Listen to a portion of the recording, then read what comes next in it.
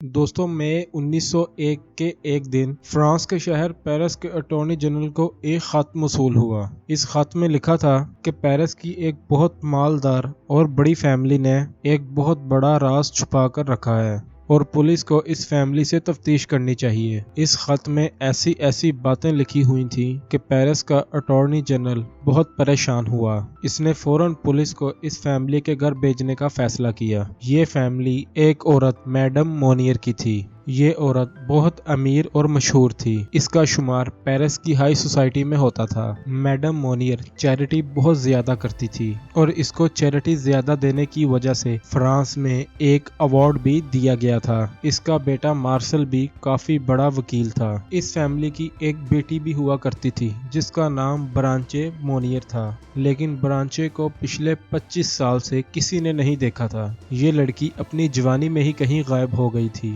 لیکن کبھی کسی نے اس کی طرف دھیان ہی نہیں دیا کہ یہ لڑکی کہاں چلی گئی۔ وہاں پولیس میڈم مونیر کے عالی شان گھر پہنچ گئی۔ انہوں نے اس خط کی بنیاد پر میڈم مونیر کے گھر کی تلاشی لینا شروع کر دی۔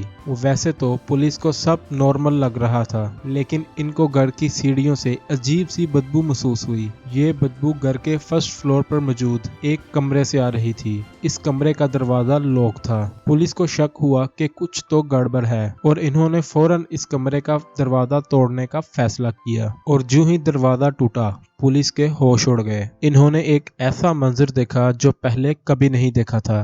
دوستو اس کمرے میں مکمل اندھیرا تھا اور اس کمرے میں کوئی بھی موجود نہیں تھا۔ پولیس کمرے میں گھسی اور انہیں ایک بہت بڑا پردہ نظر آیا۔ اس پردے کے پیچھے ایک کھڑکی تھی اور اس کھڑکی سے بہت زیادہ بری سمیل آ رہی تھی، اور پولیس نے فوراً اس کھڑکی کو بھی توڑ دیا، اور پھر پولیس نے جو منظر دیکھا وہ ناقابل یقین تھا۔ کھڑکی کی دوسری طرف بھی ایک چھوٹا سا کمرہ تھا۔ اس کمرے میں ایک ٹوٹا اور پرانا بیڈ موجود تھا۔ اس بیڈ کے ارد گرد سڑا ہوا کھانا گرا ہوا تھا اور ایک عورت انتہائی بری حالت میں زنجیروں میں بندھی ہوئی تھی۔ یہ برانچے مونیر تھی جو پچھلے 25 سال سے اپنے ہی گھر میں اس چھوٹے سے کمرے میں قید تھی۔ اس عورت نے پچھلے 25 سالوں سے سورج کی شکل تک نہیں دیکھی تھی۔ اس کمرے میں کوئی واش روم تک موجود نہیں تھا۔ تو آپ سوچ سکتے ہیں کہ یہ عورت پچھلے 25 سالوں سے کس حالت میں اس کمرے میں رہ رہی تھی۔ اس کمرے میں اتنی بدبو تھی کہ پولیس کا چند منٹ بھی اس کمرے میں رکنا انتہائی مشکل تھا۔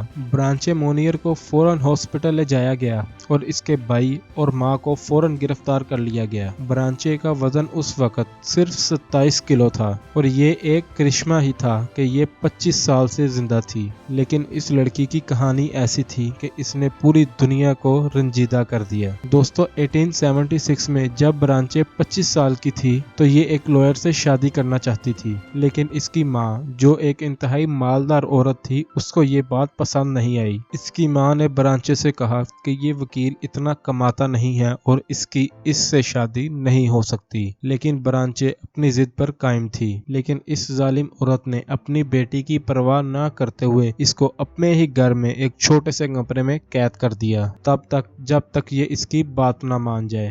دوستو دن گزر گئے، یہاں تک کہ ہفتے، مہینے اور کئی سال، لیکن برانچے اپنی بات پر قائم رہی، یہاں تک کہ جس وکیل کو یہ پسند کرتی تھی وہ بھی کسی بیماری کی وجہ سے مارا گیا، لیکن اس کی ظالم ماں نے اس کو اسی کمرے میں قید رکھا جہاں کوئی واش روم تک موجود نہیں تھا۔ اس کمرے میں برانچے کے ساتھی صرف چوہے اور دوسرے کیڑے مکوڑے تھے۔ اگلے 25 سالوں میں اس فیملی کے کسی بھی ممبر نے برانچے کی مدد کرنے کی کوشش نہیں کی، نہ تو اس کے بھائی نے اور نہ تو اس گھر کے کسی اور ملازم نے، اور برانچے نے 25 سالوں تک روشنی نہیں دیکھی۔ اس کی حالت اتنی زیادہ خراب ہو گئی تھی کہ اس کا زندہ بچ جانا ہی ایک میریکل تھا۔ اور دوستو وہ خط پیرس کے اٹارنی جنرل کو کس نے لکھا یہ بات اب تک سامنے نہیں آ سکی۔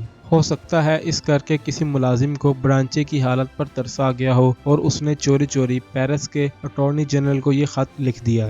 یہ خبر پورے فرانس میں آگ کی طرح پھیل گئی تھی کہ ایک ماں نے اپنی ہی بیٹی کو 25 سال تک ایک غیر حالت میں قید رکھا۔ لوگوں کا اس خبر پر یقین کرنا ہی مشکل ہو رہا تھا۔ لوگ شدید غصے میں تھے اور میڈم مونیر کے گھر کے باہر پہنچنا شروع ہو گئے، اور میڈم مونیر اس سب کی وجہ سے اتنی خوف زدہ ہو گئی تھی کہ اس کو ہارٹ اٹیک ہو گیا اور یہ اسی ہارٹ اٹیک کی وجہ سے ماری گئی۔ ब्रांचे के भाई को 15 साल के लिए जेल भेज दिया गया और ये कहानी आज तक लोगों को हॉन्ट करती है। ब्रांचे की ज़हनी हालत ख़राब हो चुकी थी और हुकूमत ने इसको अपने पास ही रखा और इस औरत की मौत 1913 में हो गई थी। दोस्तों, वीडियो अच्छी लगी हो तो हमारे चैनल को सब्सक्राइब करें और बेल आइकन को प्रेस करें ताकि आने वाली नई अच्छी वीडियोस आपको बर वक्त मिल सकें।